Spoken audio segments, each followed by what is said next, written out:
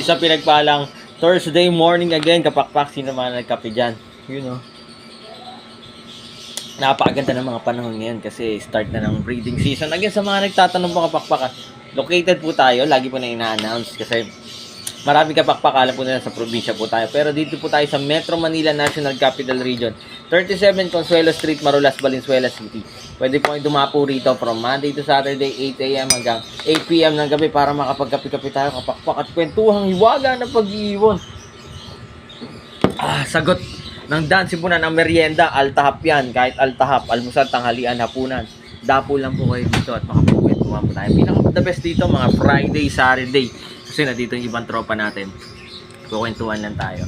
Again, maraming salamat po sa walang saka pagtitiwala po sa Dan Sibunan. Ang target at goal po ng Dan Sibunan by 2030, lahat po ng bahay dito sa Metro Manila, Luzon, Visayas, Mindanao ay may inaalaga ang ibon. Kahit isa lang po kapakpak, kahit isa lang, or kahit isang pares. Kasi, ay, grabe, ang sarap po. For sure, magugustuhan niyo po yung pag-aalaga ng ibon. Lalo na, matatanggal ng stress.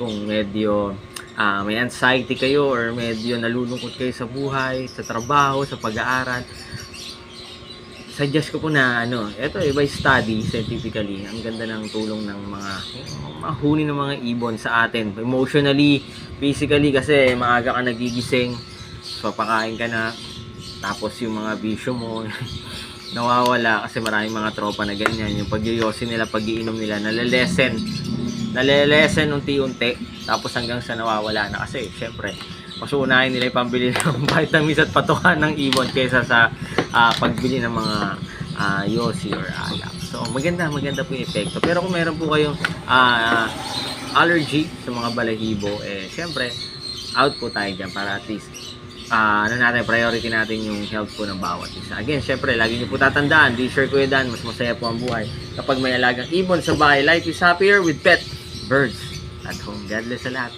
Bye-bye.